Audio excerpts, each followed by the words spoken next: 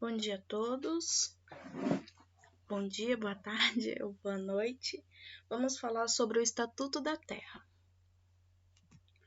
que está dentro da disciplina de Legislação Agrária e Ambiental, tendo eu como Clarice Cortes Rocha, que vai estar apresentando, e o professor Rafael.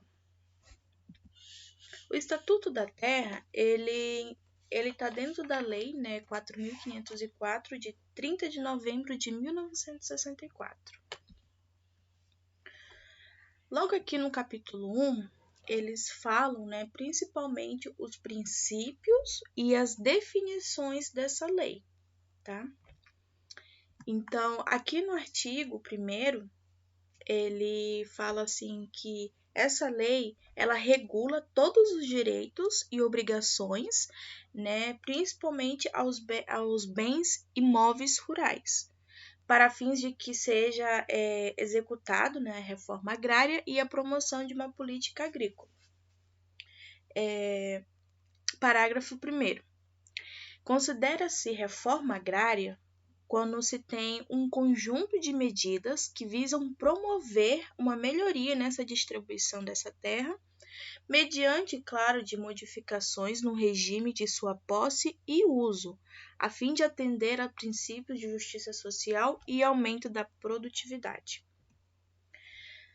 Parágrafo 2º.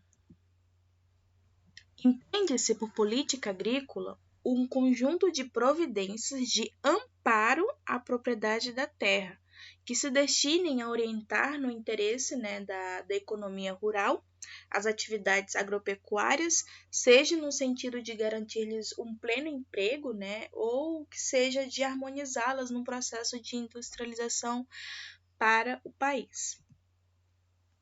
Artigo 2º. É assegurado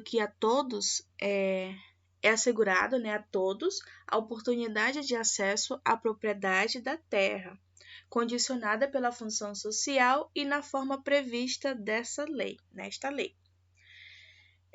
Parágrafo 1º. A propriedade da terra, ela desempenha integralmente a sua função social quando oferece, aqui na linha A, oferece o bem-estar dos proprietários e dos trabalhadores que nela labutam, ou seja, vivem, assim como de suas famílias. Mantém, aqui na linha B, mantém os níveis, manter esses níveis satisfatórios de produtividade. A linha C, assegura a conservação dos recursos naturais. A linha D, observa as disposições legais que regulam as justas relações de trabalho e entre os que o possuem e o cultivem. No parágrafo 2º, é dever do poder público, linha A, promover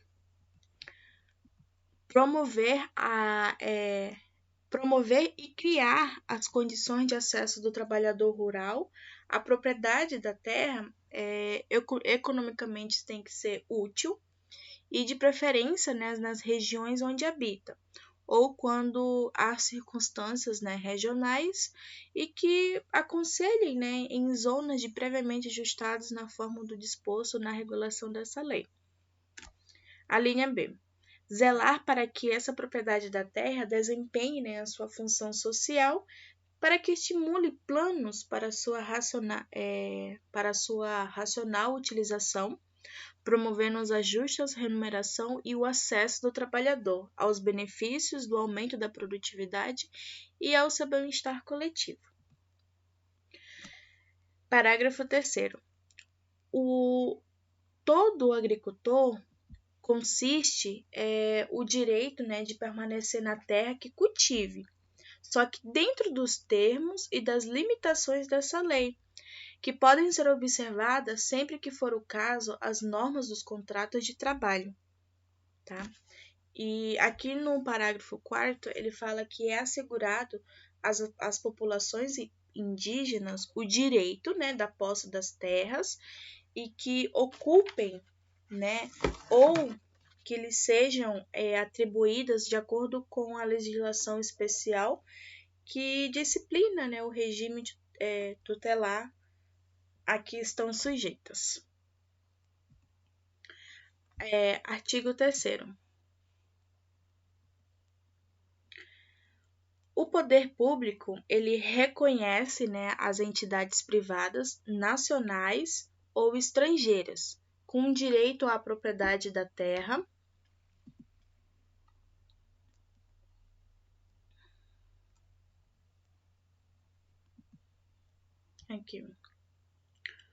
com direito, né, à propriedade da terra em condomínio, que sobre a reforma de cooperativas quer como sociedade, né, aberta, constituídas na forma de legislação em vigor. Parágrafo único. Os estatutos das cooperativas e demais sociedades que se organizarem, né, nessa forma prevista nesse artigo, eles devem, né, ser aprovados pelo Instituto Brasileiro de Reforma Agrária, que é o IBRA, que se estabelecerá, né, condições mínimas para que haja uma democratização, né, dessas sociedades. Artigo 4º.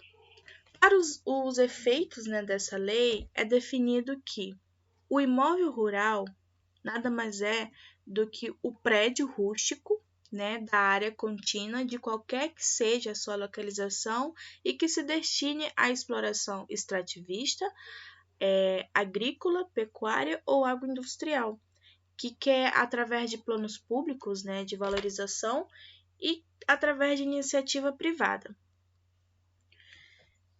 No inciso 2. No inciso 2, ele fala que a propriedade familiar, o imóvel rural, que direta e pessoalmente explorada pelo agricultor e pela sua família, seja absorvido, né, toda a força de trabalho, garantindo, né, a eles a subsistência e o progresso social e econômico, com a área máxima, né, fixada para cada região e o tipo de exploração e, eventualmente, o trabalho com a ajuda de terceiros. Inciso 3º. Módulo rural. O módulo rural é a área fixada nos termos do inciso anterior, tá? E no módulo 4, ele fala que o minifúndio, né, é o imóvel rural de áreas e possibilidades inferiores à das propriedades familiares. Já aqui no inciso 5, ele fala que o latifúndio, né, é o imóvel rural que, a linha A, exceda a dimensão máxima fixada na forma do artigo 46, no parágrafo 1º, na linha B desta lei, tendo-se, né, em vista as condições ecológicas, sistemas agrícolas regionais e o fim a que se destinem, tá? Isso com relacionado ao latifúndio. A linha B. Não exercendo o limite, né, referido na linha anterior e tendo área igual ou superior à dimensão do módulo de propriedade rural, seja mantido inexplorado, né, em relação às possibilidades físicas, econômicas e sociais do meio, com fins especulativos, né? Ou seja, deficiente ou inadequadamente explorado, de modo de vedar-lhes a inclusão no conceito de empresa rural. A empresa, aqui no inciso 6, né, ele fala que a empresa rural é o empreendimento, né, de posse física ou jurídica, que seja pública ou privada, que explore economicamente e racionalmente o imóvel rural, dentro dessas condições de rendimento econômico, que seja vetado da região em que se situe e explore a área mínima, né, agricultável do imóvel segundo os padrões fixados. Pública e previamente pelo Poder Executivo.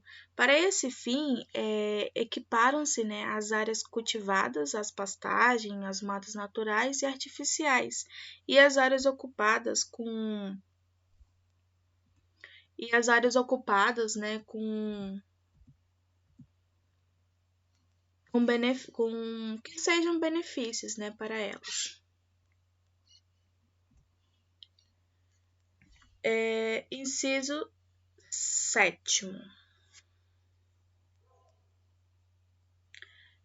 Parceleiro é aquele que venha, né, adquirir lotes ou parcelas em áreas destinadas à reforma agrária ou à colonização pública ou privada. Inciso 8º. Cooperativa Integral da Reforma Agrária, que é o CIRA, ele está relacionado a toda a sociedade cooperativa mista de natureza civil que está vetado a criada, né, nas áreas prioritárias,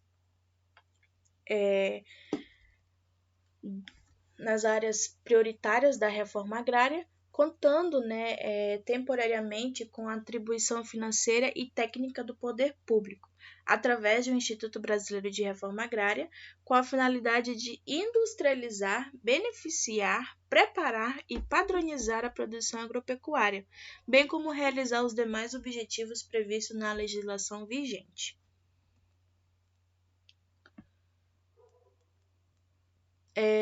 Inciso 9º. Colonização. Toda atividade oficial ou particular que se destine a promover o aproveitamento econômico da terra, seja a sua divisão em propriedade familiar ou através de cooperativa, que está vetado, né, ao parágrafo único, em que se não considera latifúndio, aqui na linha A, o imóvel rural, que qualquer que seja a sua dimensão, cujas características recomendem, né, sobre o ponto de vista técnico e econômico, a exploração florestal racionalmente realizada mediante planejamento adequado. A linha B. O imóvel rural, ainda que domínio particular, cujo objetivo de preservação florestal ou de outros recursos naturais haja sido reconhecido para fins de tombamento pelo órgão, né, competente da administração pública. E, por último, o artigo 5º. A dimensão, né, da área dos módulos de propriedade rural será fixada para cada zona de características econômicas e ecológicas que sejam homogêneas, distintamente por tipos de exploração rural e que nela possam ocorrer. E aqui no parágrafo único, no caso de exploração mista, o módulo será fixado pela média ponderada, né, de partes do imóvel destinadas para cada um dos tipos de exploração. Agora, assim, né, resumindo particularmente tudo que eu falei, né, o Estatuto da Terra, ela nada mais é do que uma lei que vai regular, né, que regula os direitos, né, e os deveres que envolvem todos os imóveis rurais. Mas para que fim? Para fim de realizar, como está lá no começo, né, a reforma agrária e regular a política. Ou seja, desde o artigo 1º até aqui no artigo 5º, são conjuntos, né, de medidas que buscam uma melhor distribuição, né, dessas terras rurais, né, e que se baseiam, né, baseiam-se na posse ou no uso, né, no uso, ou seja, essa propriedade, por exemplo, que não produzem, elas devem ser destinadas, né, e disponibilizadas principalmente aos trabalhadores rurais que queiram, né, produzir e sustentar as suas famílias. Então, também aqui no Estatuto da Terra, a gente pode, com essas definições, né, a gente pode perceber que eles querem oferecer, né, um bem-estar, né, tanto aos donos, né, e também como aos trabalhadores da propriedade. E manter, né, essas produtividades em níveis razoáveis. E principalmente lá no começo ele fala que se deve preservar os recursos naturais, e isso é importante. E que cumpra todas as leis trabalhistas, né, que amparam tanto o trabalhador rural também.